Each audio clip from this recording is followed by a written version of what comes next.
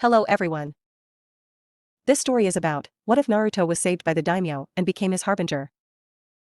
After saving Naruto, the Daimyo appoints teachers who help Naruto become the Daimyo's eyes and ears in Konoha. A place the Daimyo himself is not sure deserves to exist after what it had done to Naruto. Please like, share and subscribe. Now let's start. Naruto scowled. Not just scowled. He looked increasingly upset. Why? Because of the end result of the preliminary match between Hyuga Neji and Hyuga Hinata had not been pleasant in the slightest. Not even close. The match itself was unexpected by all parties watching, as the drawing of names on the board were supposed to be completely random. But Naruto long suspected when the names came up that such a coincidence was not the case, and that someone under orders from the Sandaime Hokage had made that happen. He couldn't prove it, of course. Such an investigation would take time, and time was something he didn't have right now. Hyuga Hinata is unable to continue fighting. The winner of this match is Hyuga Neji, stated Naruto with his sword drawn, the tip of it pointed at Neji's face. And the Hyuga branch family member was restrained further by the other Leaf Jounin senseis. You dare defend this weak coward?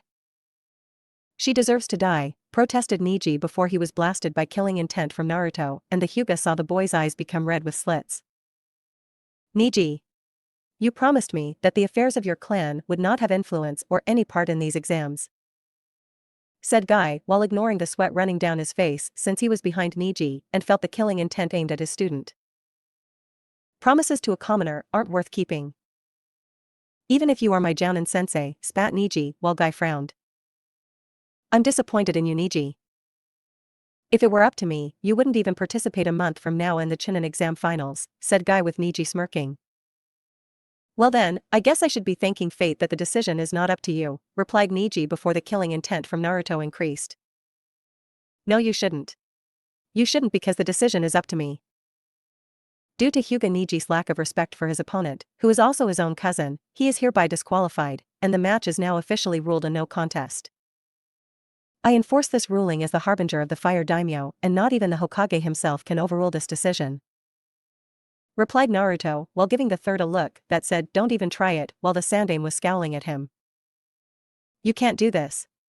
Do you know how much trouble the Hyuga clan will make for you? This an abuse of power, replied Neji in anger while Naruto kept his cold eyes on him. Unlikely.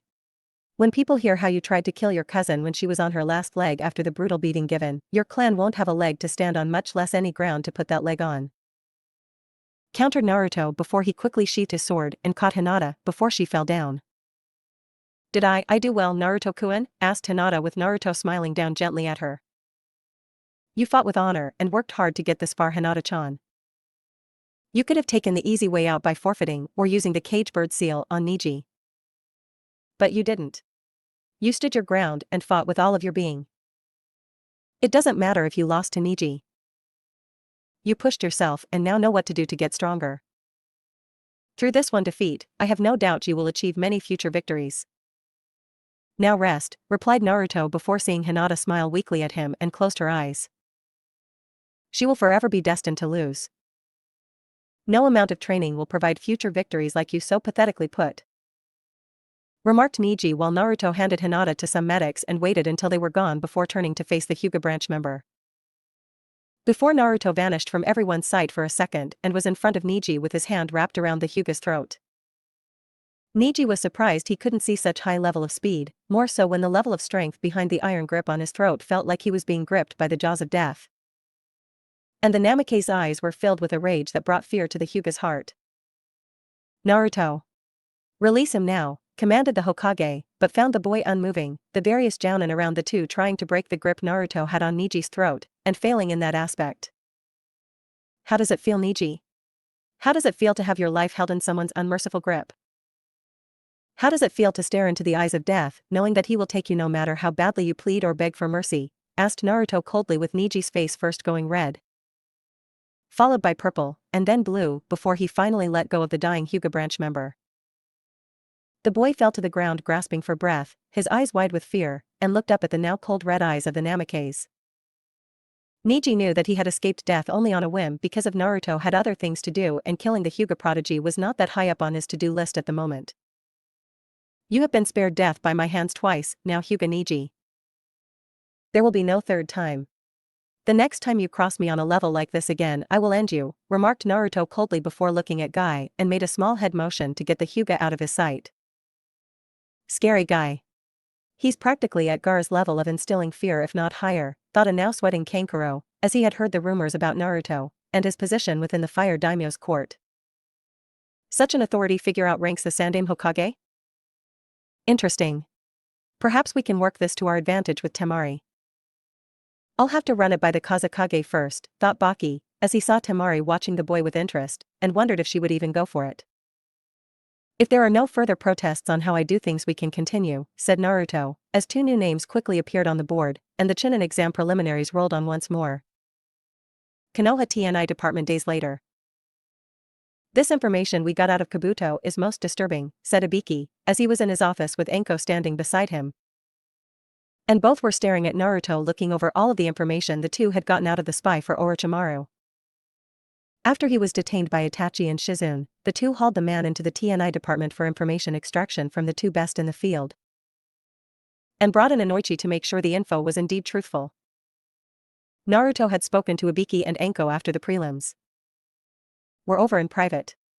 He told them to triple-check everything that Kabuto did and make sure that nothing was left to chance that the spy would lie to them no matter how skilled the top 2 interrogators were at their job. If Kabuto could take the exam 7 times and not get caught on their radar, then there was a chance the spy had means of resisting even their skills until a possible rescue attempt was made by outside forces, and not to take chances of him knowing counter-torture techniques. Indeed, Orochimaru is in Rice Country and running Sound Village. Though that place is merely one of many bases throughout elemental countries, he runs according to the info here. Kabuto isn't just a spy, but a medic mean too, and has been key to Orochimaru's own survival on many occasions.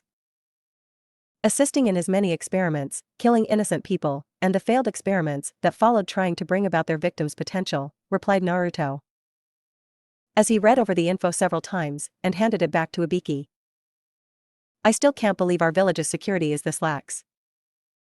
To do this 7 times and not get caught makes us look incompetent, remarked Anko with Naruto nodding. That's what happens when arrogance poisons a village, Anko-san. You become stagnant. You do not change while others around you do change and wait until an opportunity to strike makes itself known through your predictable habits. Add to the fact that there are forces inside Konoha in key places making it happen only makes this situation worse, added Naruto with Ibiki and Anko frowning since they knew that was true. You honestly suspect the Sandaime is involved in this? It makes no sense, questioned Ibiki, as he had known the third since being a shinobi, and until now had no felt any reason to doubt the Hokage. And yet Kabuto's confessions from his years of spying and the verification made from his memory says otherwise. Countered Naruto with Ibiki sighing, and it was clear the man believed in the village, though this news was shaking the faith he had in the will of fire. The Hokage wants a report on the matter. He's been demanding it since we started, said Anko, knowing that the only reason the third had not interfered personally at any point during the interrogation process was because Naruto had forbidden it with the support of the Fire Daimyo. Of course the Hokage does. He wants to know what you've learned from Kabuto. If the spy has implicated him in his connection to this inevitable invasion by Orochimaru with Suna allying with the Sannin, answered Naruto before smirking at them. You have a plan? Asked Anko with Naruto's smirk increasing. Yes. You will draw up 2 different reports. One report goes to the Fire Daimyo and the clan heads with the exception of the Uchiha clan since they can't be trusted. The second report, which will be false, goes to the Sandaime Hokage and the Uchiha clan head due to him running the police force throughout Konoha. As far as the latter of the 2 sides is concerned, you didn't get anything from Kabuto about the Sandaime Hokage and his connection to Orochimaru. You will only learn of the impending invasion, what is going to happen, and that the means of countering it are on a need-to-know basis of the highest level. When the time comes, sides will be chosen, and the battle lines will be drawn with the shinobi of this village having to make a choice on who to side with. The Sandaime, Danzo, the Shinobi Council, and the Civilian Council are all aiding Orochimaru in his schemes while keeping his 2 remaining students in the dark about it to have plausible deniability. That way, when the end result happens, which I have an idea of what it is, one of his 2 students can take the mantle of Hokage without smearing their reputation when their credentials are examined. And no one would question whether one of them was right for the job. replied Naruto with Ibiki and Anko going wide-eyed at this since they pieced it together from their own skilled minds at deducing things. The Sandaime Hokage plans to make people in Konoha be reminded of the will of fire by orchestrating an invasion. He plans to be a martyr and is using Orochimaru to do it with Suna being weakened at the same time. If Konoha expels an allied invasion aimed at destroying the village and dies fighting in the process, it would mean his way of doing things could go on unopposed long after a successor was named. Concluded Ibiki with Naruto nodding. No one would be able to oppose the Sandaime Hokage's way of doing things, even if the next Hokage didn't like it, as Danzo. And the councils would constantly remind people of what the old fool died believing. That his way was right and his victory over Orochimaru and Suna were proof of it. The people would rally behind such things, and would remove the Hokage that didn't follow it under the belief that the Sandaime's successor was not the passionate protector the old man was when fighting the enemy invasion, added Naruto with the boy seeing both Konoha shinobi not liking this one bit. Such a scandal could bring Konoha to an all-time low. It would make people question whether or not staying in the village is worth it. The shinobi may question if this place is worth fighting for, said Anko with Naruto nodding. After the way the two of us have been treated in the past? How the very people behind it were those we once trusted without question. Do you honestly believe that this village is worth fighting for? Asked Naruto with Anko looking at Ibiki, who nodded that he would keep quiet about her answer. And saw the woman becoming deadly serious. The village itself as a whole? No. But there are a rare few people in it worth fighting and dying for that I know I can trust, answered Anko with Naruto nodding and smiling.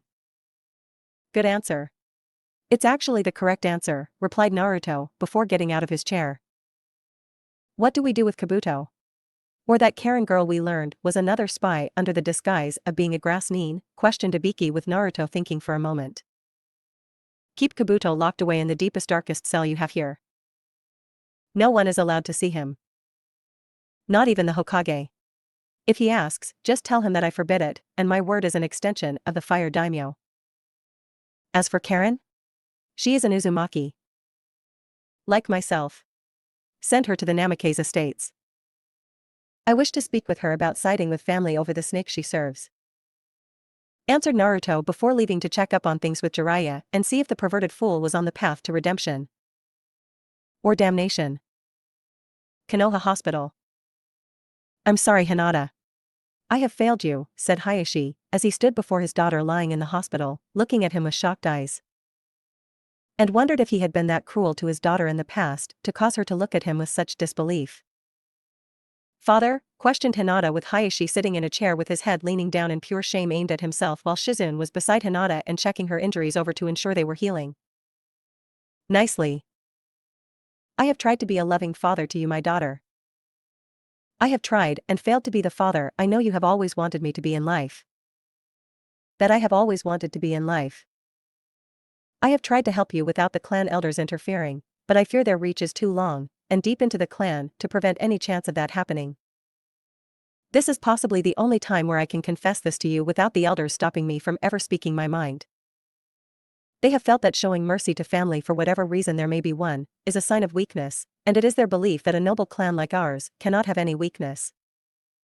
That those that are weak within the Hyuga clan are that of the branch family and are made to serve them without question. I have never embraced this like they have, mostly because of my brother, your uncle Hizashi was a member of the branch family. And your mother despising the cage bird seal long before they both died the way they did. Please Hinata. Please forgive me for not being stronger. Forgive this foolish old man you call a father for being so weak that he cannot defend his family from the clan itself. Replied Hayashi with tears running down his face and holding his daughter's hand. I forgive you, father. It wasn't your fault. I have seen the sadness in your eyes, despite many attempts to hide it from everyone, answered Hinata with Hayashi crying harder. Just like your mother. You see things that others do not. What most of our clan does not despite out eyes being boasted at the best in perceiving things where other dojutsus do not, remarked Hayashi, as he smiled at Hinata, and she smiled back. Looks like you have another visitor, remarked Shizune, as she saw the two look to see Naruto standing by the door with flowers in his hand, and a smile on his face. Naruto-kun, exclaimed Hinata happily while blushing at the sight of her crush walking into the room with the flowers. Hi Hinata-chan. Resting well and getting stronger, I see, replied Naruto with Hinata blushing further, while Hayashi decided to quietly observe the two along with Shizune. I wouldn't say I'm getting stronger, countered Hinata shyly. Yes you are, and on a personal family matter front too. There are many different ways to get stronger, Hinata-chan. This being one of them, Naruto explained using the training he got from the shinobi monks at the fire temple. He's right, Hinata. Dealing with family matters like this helps heal mental wounds and scar no medical jutsu can heal. Something my former sensei forgot to learn, much less teach me a long time ago, added Shizune with a hint of sadness in her tone. Some things can't be taught by someone, Ka-san. You have to learn certain things on your own. You have long since surpassed Tsunade-san on that front, stated Naruto with Shizune smiling at him. Thank you, Naruto, replied Shizune while finishing up with Hinata and leaving the three to discuss some things. How are things regarding Niji's behavior? Asked Naruto with the two Hyuga looking depressed for a moment while he put the flowers on Hinata's bed. My nephew is acting as a Nara would say, troublesome in regards to being removed from the Chunin exams. And the elders went to the fire daimyo, demanding your own decision regarding his expulsion from the finals be overturned. When the fire daimyo refused, stating that Niji's actions against his cousin were horrifying and inexcusable to say the least, the elders were irate. They threatened to make this a political nightmare for him, and he countered saying his own actions could make things difficult for the clan as a whole. Answered Hayashi with Hinata looking nervous since the elders could take this out on her or her father. They usually did in some manner or another. I take it they were also displeased with Hinata's performance? Questioned Naruto with Hayashi nodding. Unless something is done, the Hyuga elders will push for her being marked with the cage bird seal and move to the branch house of our family, answered Hayashi with Hinata flinching in fear. There might be a way to do that, but it would be a dangerous route to take considering it would involve me and the Uzumaki clan. Replied Naruto with Hayashi looking at him for a moment with suspicion, and Hinata herself was curious too. You're talking about a marriage. An arranged marriage approved by both clans between yourself and Hinata, deduced Hayashi with Hinata blushing and now pressing her fingers together. Officially, yes. Unofficially, it would be a means to keep Hinata from being branded with the cage bird seal. We can set it up that the arrangement can end at any time if either Hinata or myself wished it to, with both of us reaching a mutual agreement that it should. Replied Naruto with Hayashi nodding, and Hinata looked a little sad at first before she realized they both had to agree if they wanted to the arranged marriage contract to become void. Agreed. If you prepare the proper papers, I can sign them and make it official before the Hyuga elders can make their move against Hinata. Once I sign them, you must take the scroll to the fire daimyo and have him put his seal on it to prevent anyone from trying to nullify the arrangement. Once the fire daimyo makes it official, it is unbreakable, and not even the Hyuga elders, much less the rest of the clan, can oppose it, no matter how hard they may try. Stated Hayashi with Naruto nodding. There is also the issue of me falling under the CRA to take to restart both clans. Will that be a problem for either of you? Added Naruto with Hayashi nodding in understanding while Hinata was still blushing. I don't believe it will. Hinata, replied Hayashi with Hinata trying to keep her composure. I don't mind, as long as they don't marry Naruto-kun for his status. It should be for the right reasons, answered Hinata with Naruto smiling at her. A rare flower if there ever was one, remarked Naruto with Hinata's face getting redder by the second before she fainted. Just like her mother, added Hayashi with a sigh. I'll leave you two alone. I have to take care of some things elsewhere in the village, said Naruto before bowing and then leaving. Namake's estates hours later. I can't believe another Uzumaki exists. Well, half an Uzumaki anyway, said Karen. As she had been held in a cell soon after being taken away by the ANBU after the incident in the Forest of Death with her stupid team dying by a pissed-off bear. And was greeted to the sight of one Marino Ibiki. Though rather than be grilled for information about Orochimaru, she had been told about what happened to Kabuto, how they knew everything. And how the only reason she was not in a cell with the spy was due to one of her kinsmen being in such a high position. When she heard that, Karen was shocked to hear an Uzumaki aside from herself was very much alive, well, and in high standing in terms of influence. When Karen asked for the name of her mysterious benefactor by blood, she was floored once more that it was one Namake's Uzumaki Naruto, and that he wanted to meet her at his home in the village. You and me both, Karen. It was quite a shock to hear that there was an actual Uzumaki among Orochimaru's ranks. I'm actually surprised an Uzumaki would join his ranks in the first place, replied Naruto with Karen looking a bit sheepish. Well, it wasn't like I had much of a choice. To be honest, I never liked Orochimaru, and only stayed because I didn't have anywhere else to go, answered Karen with Naruto now frowning. What about your parents? Asked Naruto with Karen looking away. They died when I was very young. When I was a few years old. I don't know how it all happened, only that Orochimaru took me in, and he trained me to be his spy alongside Kabuto. Though I did learn he took my parents' journal, before the fire they were in had consumed everything. I was able to get a glimpse of it and learned my parents were in fact Uzumaki, and they tried to get in contact with Konoha for some time while they were living in grass country. Explained Karen with Naruto, frowning further. And they were unsuccessful? Questioned Naruto with Karen nodding. They sent a message straight to the Sandaime Hokage himself, explaining the situation they were in and wanted to come to Konoha.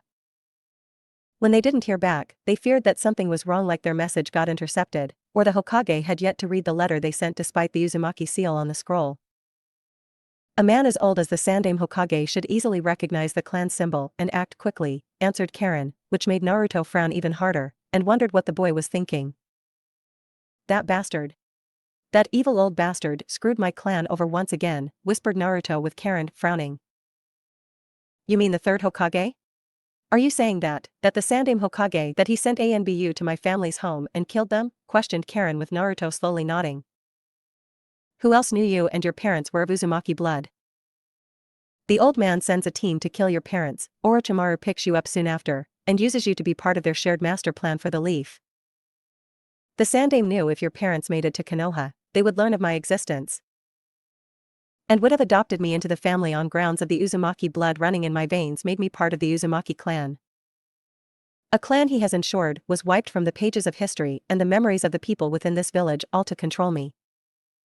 You were kept alive in the event the fox ever got out, and a new Uzumaki was needed to seal him into you, with Jiraiya no doubt being the only seal master capable of doing it, replied Naruto with Karen looking at him in shock. I was going to be a backup Jinchuriki for them? Questioned Karen with a look of pure horror on her face, knowing the stories of how Jinchuriki were hated by the villages they lived in, even though the villages were responsible for making Jinchuriki in the first place.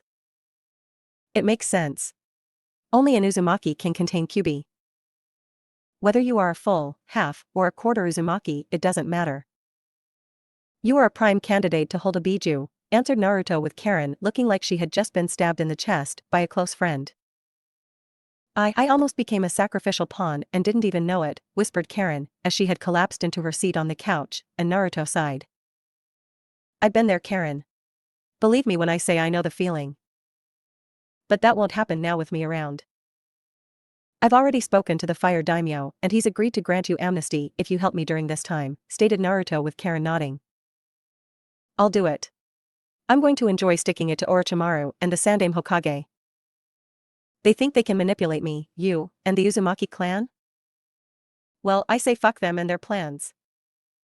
I say we grab them by the balls and twist hard until their nuts fall off, before shoving them down their throat, exclaimed Karen with full-blown anger on her face, and in true Uzumaki fashion too. I like your passion, though we must do this with precision. Even if we were to face them now, it would not be as impacting as it should be, and still leave room for our enemies to escape the level of punishment we would like to inflict. First, we need to keep you here away from the Sandaime Hokage, his followers, and shinobi loyal to them. I've already had the two sound shinobi that lost during the Chunin exam prelims detained, and the other made it sadly to the finals, so he can't be touched by us. So far, Orochimaru does not suspect we know just how much of his plans we know, nor does the Hokage suspect how much we know of his own involvement, and I'd like to keep it that way, explained Naruto with Karen nodding. You will get no argument from me. Though I would like to get into the fight when the time comes to do the fighting. I may be more of a medic mean, but I can still hurt people, and I know exactly where to hurt when the time comes. Believe it or not, Orochimaru actually did like Senju Tsunade's idea of a medic mean on an assigned shinobi team, and made sure I was one since my teammates were weak. Not that it mattered, since the damn bear killed those two before we even knew the animal was upon us, replied Karen while Naruto just nodded in agreement. I'll see to it we expand your education with help from my adopted mother Shizune. She was Tsunade's apprentice at one point. Whatever skill you need to master, Ka-san can help with, and then some, so you'd be in good hands, stated Naruto, knowing the girl, being the full-blooded Uzumaki that she was, would no doubt get anxious while staying cooped up all day with nothing to do, and would need a healthy outlet for all her energy. Really? Thanks, exclaimed Karen happily, since she wanted something to do and not let her skills get rusty. No problem, replied Naruto, as he left for his father's old office, and moved to take care of the business with the Hyuga clan to protect the girl that didn't deserve what she got from her family. Jiraiya's home 1 week later. I found out some things for you, Gaki. Things that I never wanted to believe were even remotely true, replied Jiraiya sadly, with Naruto nodding, since he had seen some of those things himself. I thought as much. Still think your sensei is the great man you once looked up to in the past, said Naruto calmly while looking over the information and cross-referencing it with what he knew from memory. Had you asked me that 2 weeks ago, I would have said yes without hesitation, and told you to get lost. But now I can't even say that with conviction in my heart, answered Jiraiya, as he saw the boy, who was his student's only son, scowling at him. And the image of Minato seemed to project itself behind Naruto with that same scowl. I don't expect you to say it at all. Your sensei is scheming with Orochimaru. He, along with Danzo, the Shinobi Council, and the Civilian Council, are going to benefit from what is to come regardless if the third lives through it or not. If anything, your sensei is going to die a supposed martyr to his cause that is meant to wipe his past sins we've uncovered away. And any future Hokage that succeeds him will have to follow his example or lose the support of the village majority. Your own student, who is my father, would never have done that, and we both know my father would have killed the Sandaime for what he's been doing over the years since coming out of retirement. Replied Naruto, seeing Jiraiya looking down in shame, knowing the boy was right. I know. But what do you expect me to do? Even if I go against sensei, the man trained me since I was a genin. I grew stronger because of him and showed my sensei that even a dead last could shine brighter than any prodigy. I thought with Orochimaru out of the village due to his crimes and doing whatever the old man asked of me, I would finally get his respect and outshining my genius for a teammate who has constantly casted a large shadow over me, said Jiraiya in a defeated tone. If he truly respected you, the old fool wouldn't have secretly supported Orochimaru and let things get this far out of hand. We both know the man doesn't respect you and never will respect you. He is using you, Jiraiya. To him, you are nothing more than a tool, and Orochimaru is the son he always wanted in life. He has been playing on your desire for his affection and respect as one of his greatest of students. But I know that the Sandaime Hokage will not, because it would mean he backed the wrong horse, and the old fool's pathetic pride will never let him do that even at this late stage of his life. Stated Naruto, with Jiraiya flinching under his truth-filled words. What do you want from me? Asked Jiraiya in a defeated tone, knowing the boy was right and he had been the biggest fool that ever lived. We know what Orochimaru is planning, we know who is going to be where when the invasion starts, and who among the enemy are the biggest threats of all. Orochimaru gave Suna temporary snake summoning scrolls to use in the attack outside of Konoha, while Suna has Sabaku no Gara with the one-tailed Biju sealed inside of him being unleashed during the Chunin exam finals. Orochimaru is going for a pincer movement in which he attacks Konoha both from within as well as without, while everyone in the village gets slaughtered. Suna will no doubt be the main bulk of the combined army, since we both know Orochimaru couldn't get many top-quality shinobi among the ranks of his sound forces in such a short time. Meaning you, my former godfather, are going to attack the summoning team outside of Konoha, and make sure none of the snake summons breach the village's walls. Ordered Naruto, with Jiraiya nodding, knowing the weakness of a pincer movement is one of the sides not attacking when it should. Both sides of such a move needed to work together at the same time in order to create an airtight trap filled with lots and lots of dead or captured people. Consider it done. What about Tsunade? Said Jiraiya, with Naruto frowning. Keep her out of the loop for now. She won't believe me no matter how much evidence I bring against the old monkey. I could show her a video of the Sandaime doing business with Orochimaru and Tsunade would still hate my guts while calling me a liar. If you do it, she'll ask where this evidence came from and wouldn't believe you if knowing it came from me. Chances are, Tsunade will tell the Sandaime, and the old monkey will change some if not most of the things in their shared plan. Answered Naruto, with Jiraiya not liking the idea of keeping this from Tsunade. She is the granddaughter of the Shodaime Hokage. I would think that she would defend the village from Orochimaru when the attack happens, countered Jiraiya, with Naruto leaning in close to the Sannin. Do you really believe that? Or do you believe that she will use the chaos from all of the fighting to kill her former student after Shizen left to help me? Questioned Naruto with Jiraiya, sighing again knowing Tsunade better than most. You're right. She would do that. Hell, I imagine Tsunade would move to kill you if she saw an opening, and claim it was an enemy combatant. But she's not going to sit on her hands and knees while the Chunin exam finals take place. Chances are, Tsunade will be there to heal the competitors there of their injuries, and that is in the medical center in a section below the stadium spectator area on the west side. Explained Jiraiya with Naruto nodding. I am the head proctor again for the finals.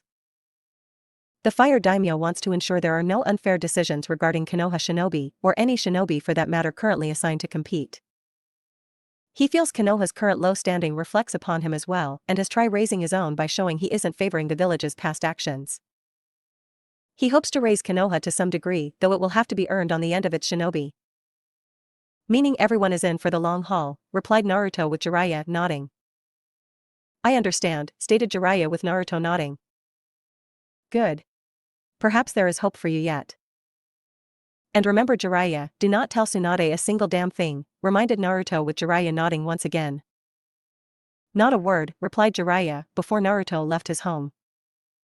Suna team's hotel room. A seduction mission? Questioned Temari while looking at her sensei Baki like he had just told her that she was the Jinchuriki of the group and not Gaara. Yes. Our information about Namikaze Uzumaki Naruto has indeed been proven accurate from our own contacts in the Fire Daimyo's court. The boy has the eyes and ears of the feudal lord of this country. He trusts the boy and has been called the Harbinger of the Fire Daimyo himself when it comes to enforcing his will, answered Baki, as he carefully explained to them who Naruto was. And his title as the infamous Young Fox.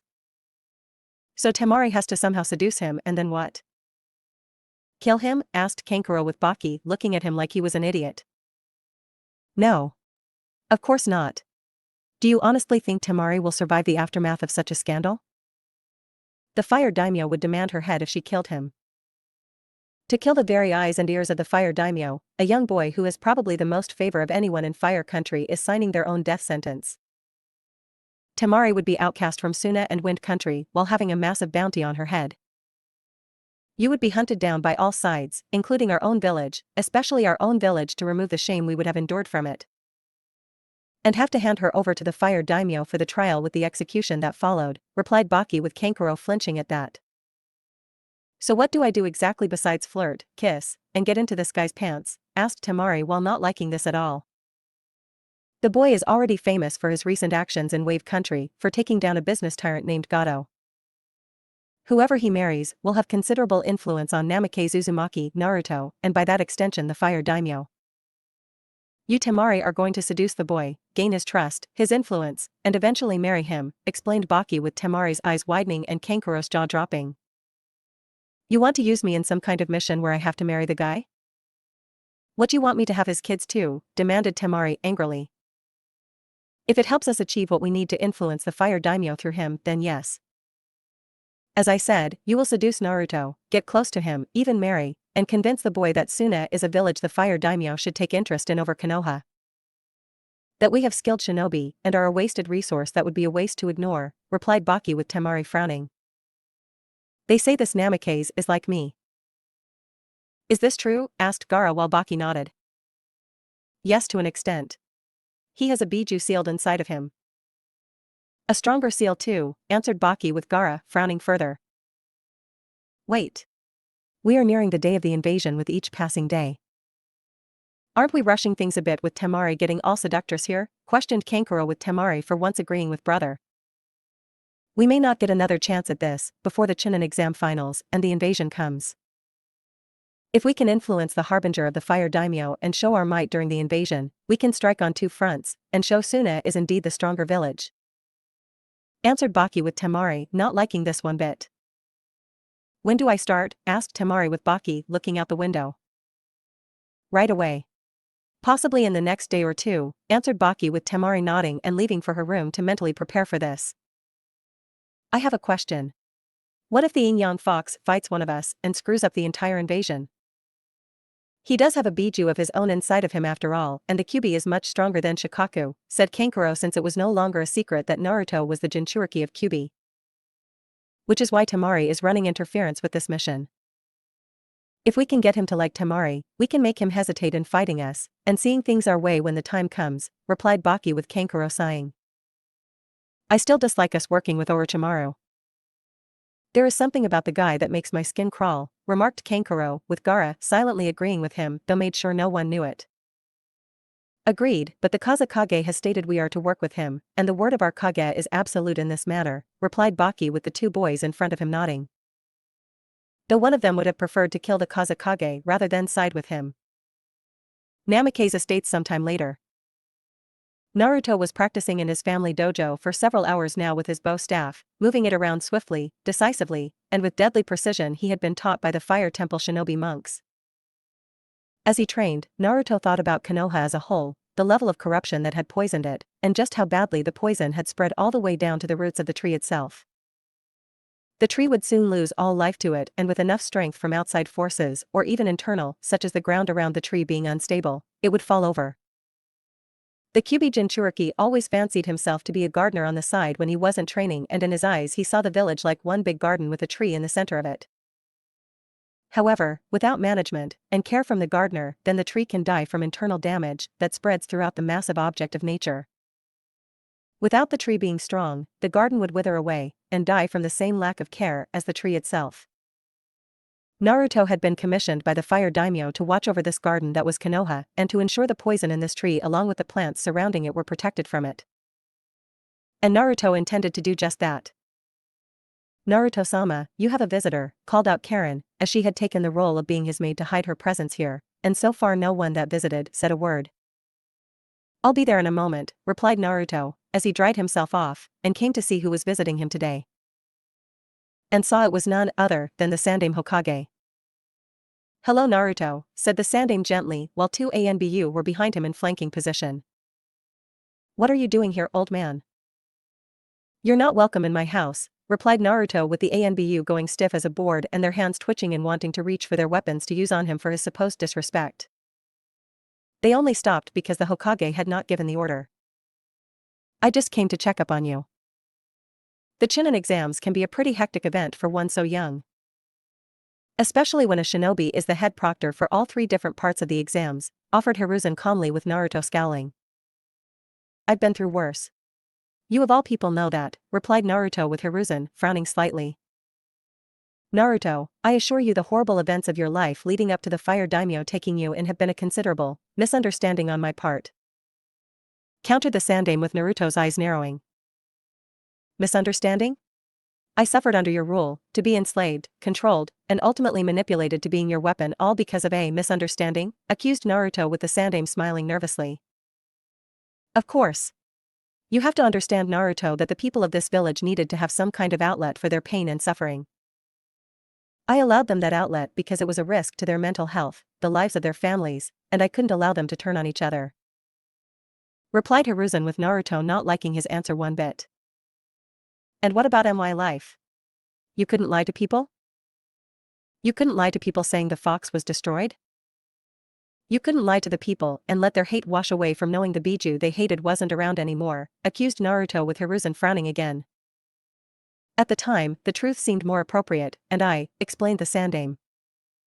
But was silenced by an enormous amount of killer intent from Naruto, with the two ANBU in the room ready to fall to their knees. Don't you tell me about appropriate. You tried to turn me into your dumb naive pet to heal and fight for a village that hated my guts the moment they heard the truth about the fox being sealed in my stomach. You didn't care if it ruined my life. You didn't care about the village's overall health. All you cared about was controlling the power I had inside of me, and to manipulate if not kill whoever would prevent that from happening. Exclaimed Naruto with the Sandaime scowling fully, and tried to fight back against the killer intent. Konoha has to be the strongest, Naruto. Fire Country has many enemies. If we don't do what is necessary, then how can we stay the strongest and protect what we love? I have always done what was necessary to protect Konoha, and will do so by any and all means necessary, countered the Sandaime angrily with Naruto now snarling at him. And I will do what I must to do what is right to see that you fail. Konoha has a cancer in its governing body. I will ensure that by the time the Chunin exams are over, the name Sarutobi Hiruzen is one that is not loved, but hated, and scorned like I was growing up. Naruto shot back with Hiruzen narrowing his eyes, and it was clear the Hokage was itching to lash out at him but couldn't for fear of the fire daimyo investigating at such a time when the feudal lord could just order the village's liquidation regardless if there wasn't any proof of his own hands removing the boy from play. "And how do you intend to do that, boy?" asked the Sandame, with Naruto smirking now. "As you said earlier, old monkey, by any and all means necessary," replied Naruto while using the man's own words against him. "We will see," said Hiruzen before leaving with the Anbu right behind him. "Yes. We will see, old man. Count on it," said Naruto with his eyes moving to Karen, who was secretly watching behind a hidden room where one could spy on people without the fear of anyone knowing. "I say we kill that son of a bitch right now." "Why wait until the Chunin exams when the invasion is going to happen?" questioned Karen, with Naruto smirking at her. "Because I want to gather all the people connected to Konoha's corruption, to be gathered in one single spot. A place where violence and death will soon become temporarily legal through the chaos that will be this planned invasion. When killing a nest of serpents, all the snakes must be gathered together before springing the trap, and making sure none of the serpents escape when you set the nest on fire," answered Naruto with Karen's eyes going wide before smiling. "I see. Clever. Does the fire daimyo know about Orochimaru's invasion?" asked Karen, with Naruto nodding. "Yes. He sent a message back to the capital requesting additional reinforcements, but that they arrived discreetly few days before, and during the Chunin exams. When the time comes for the invasion to start, the fire daimyo will be ready on his end, and we will crush the invasion along with all guilty parties within Konoha in one swift stroke," replied Naruto with his eyes burning with a fire that startled Karen. Inside those blue-piercing eyes was a fiery storm of simmering rage, one that promised to bring about untold destruction upon anyone that crossed him in the past, and just about everyone that would be his future enemy. Karen was glad that she would never be on the receiving end of such a storm, or at least hoped she wouldn't be any time in the near future. Karen had no doubt that Naruto would never lash out at her maliciously, and only if she had made the first move in betraying his trust would they become enemies. But an Uzumaki did not betray a fellow Uzumaki, as that was taboo on every sense of the word, and if they did, then they were not worthy of the blood running through their veins. They deserved to have it running out of their body and die. This was all for now. Thank you for watching. I hope you liked it and that you will be back for more. Please like, share and subscribe. See ya.